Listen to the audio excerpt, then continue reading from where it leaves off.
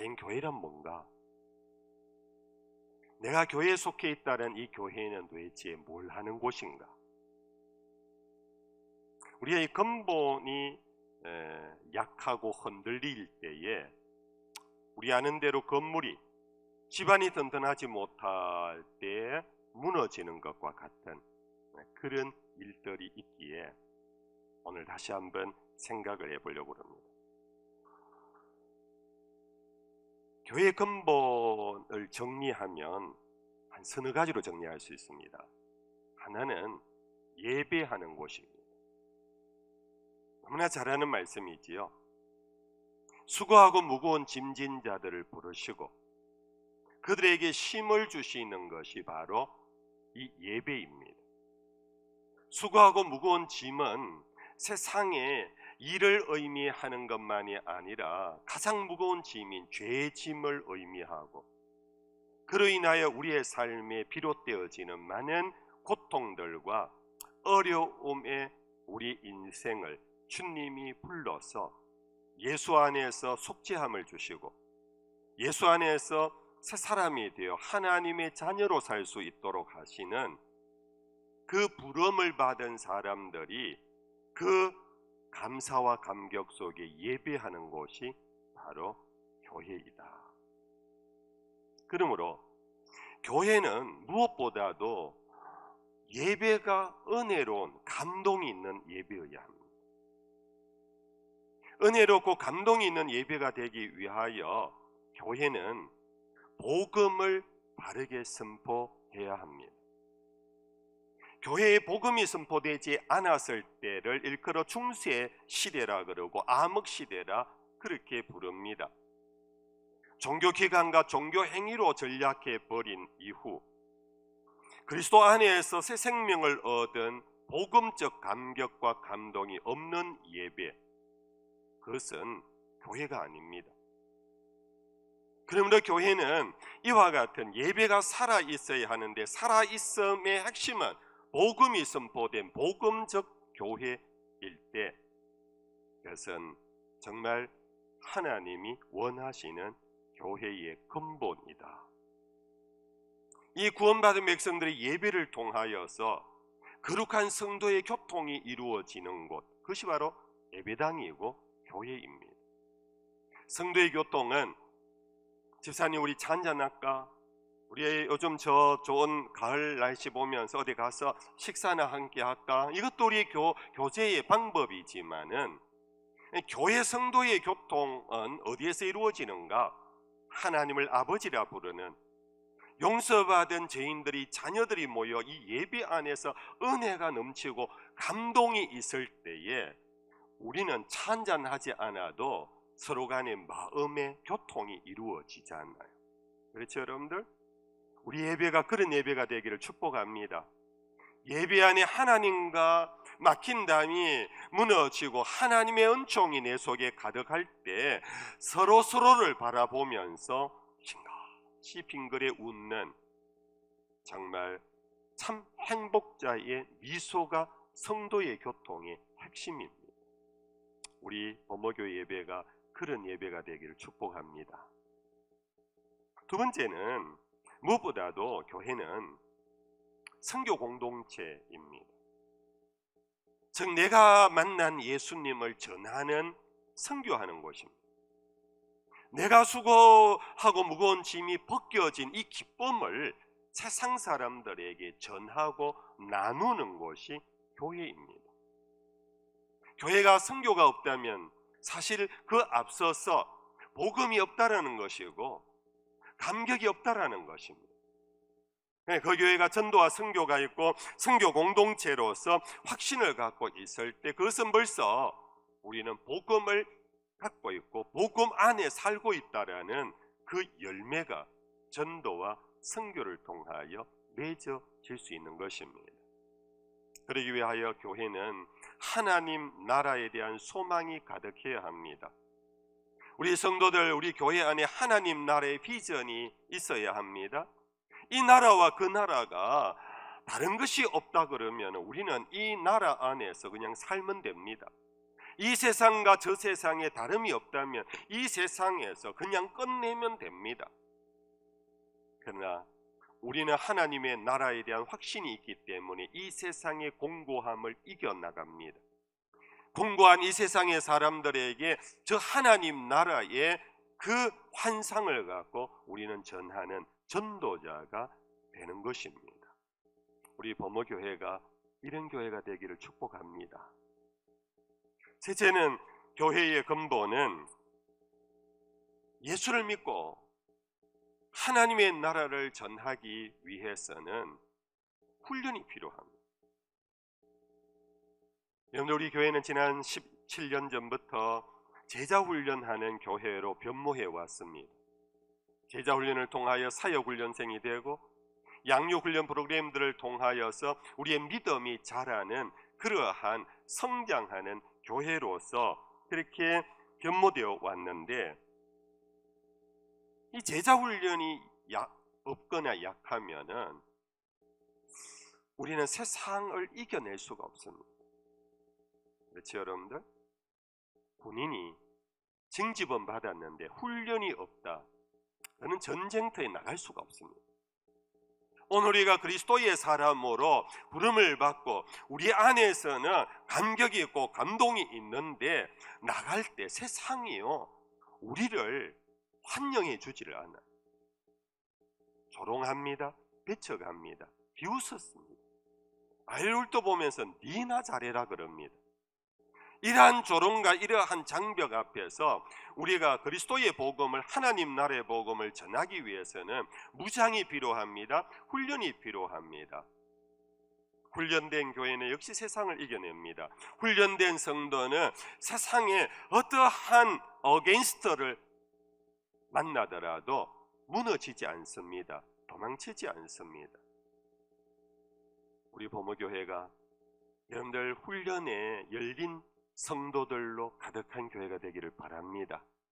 훈련 뭐 필요해? 예수 믿고 그냥 예배 참석하고 그냥 하나님 나라 가면 되지 할 때는 자기는 구원받지만 그를 통하여 축복의 통로가 열리지 않습니다. 그를 통하여 세상에 어떤 영향력도 발휘할 수가 없습니다. 우리는 하나님 앞에서 우리는 겸손하게 사십시다. 우리는 주님 나라 임할 때까지 계속 배웁시다. 계속 훈련 받읍시다. 계속 들읍시다. 그로 인하여 우리 자신이 점점 성장하고 성숙해 갈 때에 세상은 우리를 바라보면서 흠모하게 될 것입니다. 그게 두 번째로, 교회 본질은 좋은 교회이기보다는 참 교회를 지향해야 합니다. 여러분들, 좋은 교회와 참 교회를 나눈다는 것 자체가 사실은 어폐가 있습니다. 일반적으로 우리는 좋은 교회를 지향합니다. 우리 범어교회 좋은 교회라고 주변 사람들에게 어느 정도 인정을 받습니다. 좋은 교회라는 것은 사람의 평판입니다. 나름대로 남보기에 괜찮아 보이는 여러 가지 요소를 갖고 우리는 좋은 교회라고 자타가 서로 그렇게 인정할 수 있는 교회들은 지상에 많습니다. 그러나 좋은 교회도 참 교회가 아닐 때도 있습니다. 교회 역사 속에 좋은 교회들이 참 많았습니다. 그러나 그 교회 지금 어디에 있는지 자취를 찾을 길 없는 교회들도 많습니다. 안디옥 교회가 그렇습니다. 갈라디아 교회가 그렇습니다. 에베소 교회가 그렇습니다. 성경에 나오는 수많은 좋은 교회들이 오늘 인류 역사 속에 지금 사라지고 없습니다. 왜 그런가 하면은 참 교회로 끝까지 자리매김하지를 못했기 때문입니다. 도대체 참 교회란 뭔가? 그것이 오늘 본문에서 예수님께서 하신 말씀이 답입니다. 5절에서 7절까지 제가 봉독합니다. 나는 포도나무여 너희는 가지라. 그가 내 안에 내가 그 안에 거하면 사람이 열매를 많이 맺나니 나를 떠나서는 너희가 아무것도 할 수 없음이라. 사람이 내 안에 거하지 아니하면 가지처럼 밖에 버려져 마르나니 사람들이 그것을 모아다가 굴에 던져 살으느니라. 너희가 내 안에 거하고 내 말이 너희 안에 거하면 무엇이든지 원하는 대로 구하라. 그리하면 이루리라. 예수님께서 말씀하셨습니다. 너희가 내 안에, 내가 너희 안에. 이 말은 너희라는 것은 제자들을 의미하고 제자들을 비롯한 교회 공동체를 의미하는데, 교회는 예수님 안에 있고 예수님이 교회 안에 있는, 그래서 참교회는 a true church should be, 반드시 그래야 되는데 belonged to God, 하나님에게 속해 있어야만 한다. 여러분들, 좋은 교회는 사람들이 볼 때 좋은 건물을 가지고 있으면 그렇게 듣기 쉽습니다.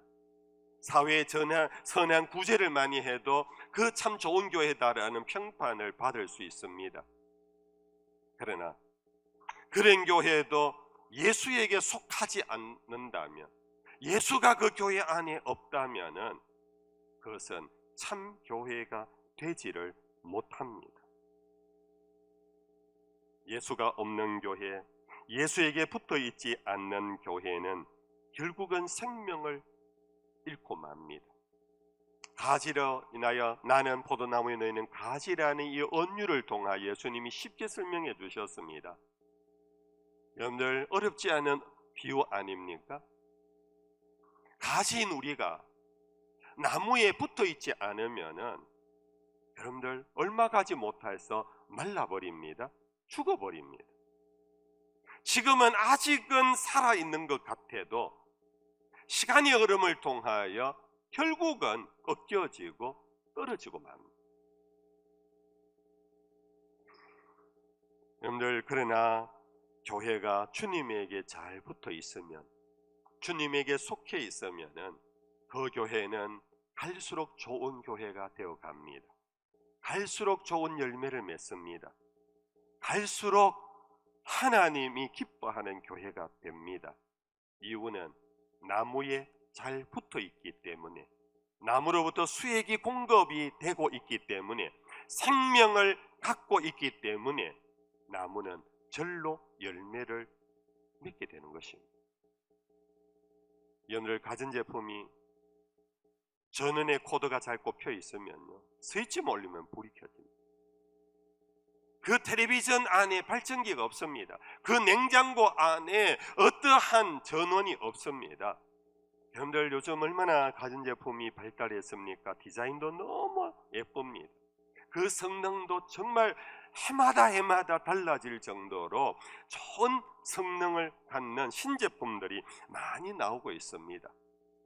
그러나 너무 쉬운 예지요. 그 가전제품에 전원이 연결되어 있지 않다면, 전원의 콘센트가 제대로 꽂혀 있지 않다면 여러분들 불이 들어오지 않습니다. 작동을 하지 않습니다.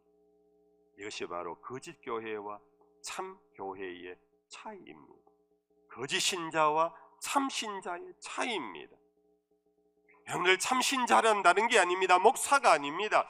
3대째 4대째 오래 교회 다닌 사람이 아닙니다. 예수에게 붙어 있는 자가 참 신자입니다. 참 교회입니다. 가전제품을 사면은 사용설명서를 읽으라 그럽니다. 사용설명서 보면은 고장 부분에 가면요, 고장이 나면 연락하라, 이것보다 앞서서 요구하는 문구가 하나 있습니다. 먼저 전원이 꼽혀 있는가를 확인하라 그럽니다. 여러분들, 삶에 고장난 것 같은 삶을 살아갈 때가 있지요. 여러분들, 교회 생활이 고장난 것 같은 어려움이 일어날 때 있지요. 그때 제일 먼저 점검해야 할 게 있습니다. 그것은 내가 예수에게 잘 붙어 있는가, 나의 영적인 문제를 넘어서서 나의 실존적인 모든 삶에 하나님의 자녀가 하나님의 뜻 안에서 고난이 있을 수 있고 어려움이 있을 수 있지만은, 그러나 여러분들, 객관적인 입장에서 내 삶이 힘들고 지쳐 있을 때마다 우리는 겸손하게 살펴야 합니다. 내가 예수에게 붙어 살고 있는가, 그것을 먼저 점검하셔야 합니다. 코드가 빠져 있는데, 전선이 벗겨져 있는데 어떤 기술자가 오더라도 그것이 연결되지 않는 이상은 고쳐질 길이 없습니다. 이제 그게 세 번째로, 그러면 죽게 붙어 있다라는 의미가 뭔가? 대체 죽게 붙어 있어야 참교회라는데 죽게 붙어 있다라는 뜻이 뭘까요? 한번 답해 보실래요? 뭡니까? 오늘 7절 말씀을 보면 답이 나옵니다. 7절 같이 한번 읽어볼까요? 7절입니다. 너희가 내 안에 거하고 내 말이 너희 안에 거하면 무엇이든지 원하는 대로 구하라. 그리하면 이루리라. 여기 주목해야 될 것이, 너희가 내 안에 거하고, 따라 하십시다. 내 말이 너희 안에 거하면, 이것이 바로 우리가 주님 안에 붙어 있는 점검표입니다. 주님의 말씀이 내 안에 담겨 있는 것을 의미합니다. 내가 주님께 속하고 내가 주님께 제대로 붙어 있다라는 증거는 뭐냐? 거꾸로 어떻게 하면 붙어 있느냐? 그것은 주의 말씀이 내 안에 가득하게 담겨져 있는 것을 의미합니다. 다른 어떤 것으로 우리는 주님께 붙어 있을 수가 없습니다. 어떤 접착제도 오래가지 못합니다.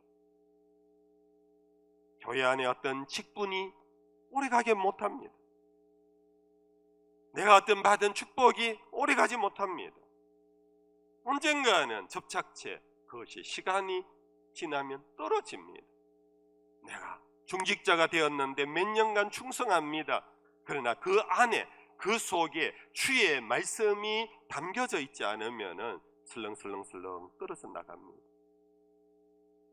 내가 예배를 빠짐없이 나왔다 할지라도 여러분들 예배 드리는 그 순간은 나름대로 은혜를 느낍니다. 나름대로 행복합니다. 기쁩니다. 그러나 여러분들이 이 예배를 통하여 주의 말씀을 여러분들 마음에 담아가지 못하면 예배당 문을 열고 나가는 순간 바람 속에 이게 붙어있는 것이 흔들리기 시작할 겁니다. 결국은 떨어지고 말 것입니다.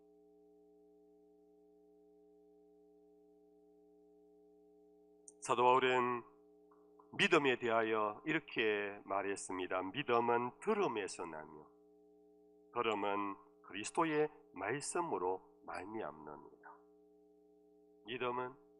믿음은 어디에서 오는가? 들음. 그 들음은 뭐냐? 주의 말씀이다. 주의 말씀이 내 안에 담길 때에 믿음의 역사가 일어납니다. 믿음의 행위를 합니다. 믿음으로 순종합니다. 그러나 말씀이 내 안에 담겨져 있지 않습니다.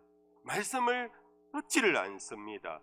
결국은 믿음도 식어져 가고 믿음도 변질해 버립니다.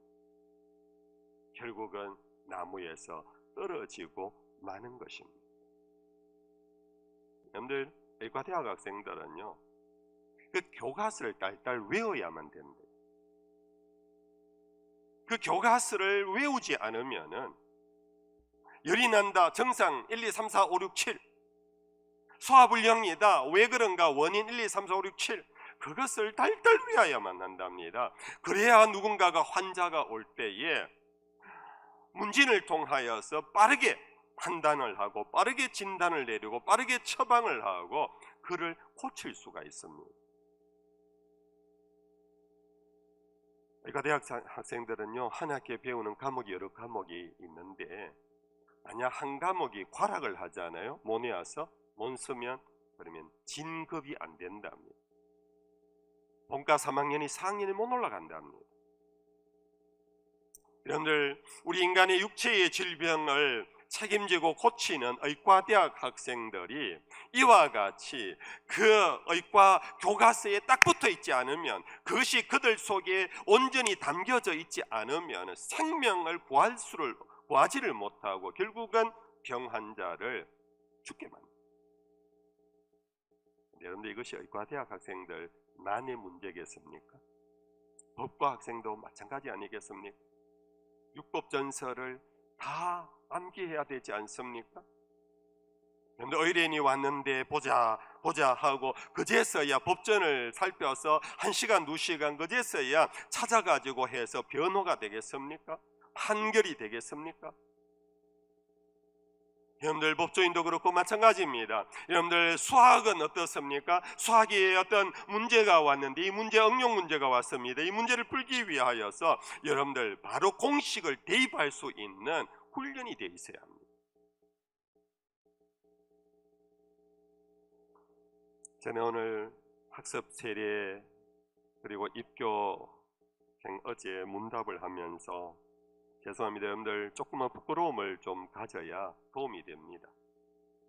제가 담임 목사로서 제가 많이 부끄러웠어요. 이분들이 신앙 교육이 너무 부실하구나. 물론 어떤 분은 아주 답을 잘 하시더라고요. 어떤 분은 그렇지 못했어요.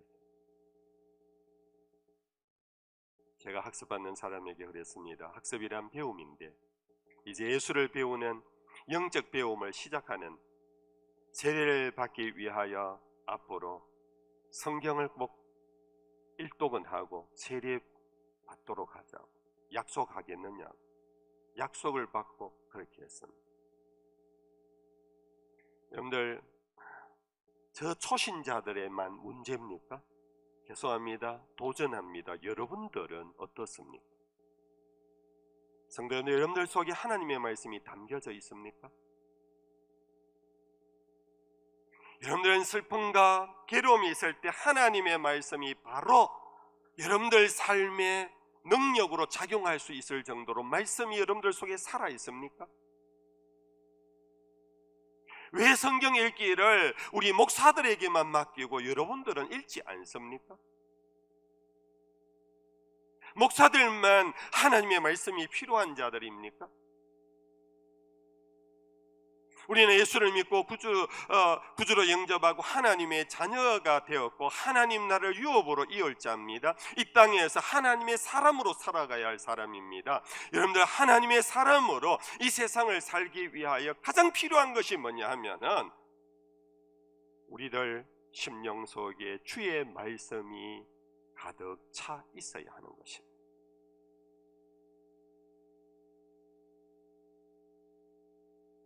물론 우리는 세상에서 전공자가 있고 비전공자가 있습니다. 그것을 여러분들이요 교회에서는 목사들은 전공자고 여러분들 비전공자라고 여러분들 스스로를 내리지 마십시오. 우리는 모두가 왕같은 제사장이 되어 우리 모두가 하나님의 말씀에는 나도 전공자가 돼야 되겠다. 그렇다고 신학교 가라는 얘기 아닙니다. 여러분들 성경을 펼쳐 읽으셔야 합니다. 여러분들 설교를 들을 때에 머리로만 듣지 마십시오. 마음으로 받아들이십시오. 마음에 담아가십시오. 그것이 살아 운동력이 있어 혼과 영과 간절과 골수를 찔러 쪼개요 내 마음과 생각을 주장하도록 말씀 앞에 맡겨 주셔야 합니다. 그것이 바로 나는 포도나무여 너희는 가지니 너희가 내 안에 내가 너희 안에 있는 길의 첩경입니다. 그 말씀을 맺겠습니다. 성도 여러분들, 오늘 좀 딱딱한 얘기 어떻게 보면 여러분들에게 너무 꾸지람하는 설교인 것 같은데 설교는 항상 꾸지람이에요. 교훈과 책망과 바르게 함과 의로 교육하는 일이니까 어쩔 수 없습니다. 교회의 설립일을 맞으면서 교회의 근본 뿌리를 생각하면서 그것은 교회 조직 건물이 아닙니다. 바로 우리 한 사람 한 사람의 문제입니다. 나는 참된 예배자인가? 그 안에서 감격을 갖고 세상으로 나가며 예수를 전하는 그리스도의 정인으로 사는가? 그러기 위하여 나는 끊임없이 성령의 권능을 의지하며 훈련을 받으려고 하는가? 이를 위하여 나는 그리스도에게 나는 붙어 있는가? 주의 말씀이 내 안에 담겨져 있는가? 그 말씀이 나의 삶의 가치가 되고 그 말씀이 나의 삶의 방향이 되고 내가 어떤 일을 만났을 때에 말씀이 나를 인도하고 있는가? 아니면 고집으로 사는가? 아니면 감정으로 행동해 버리는가? 아니면 연륜으로 남을 이겨버리려고 하는가? 성도 여러분들, 하나님의 말씀이 여러분들의 모든 것을 통치하고 여러분들의 모든 길을 인도하고 여러분들을 살리는 생명의 말씀이 여러분들에게 끊임없이 공급되어지기를 주의 이름으로 축복합니다.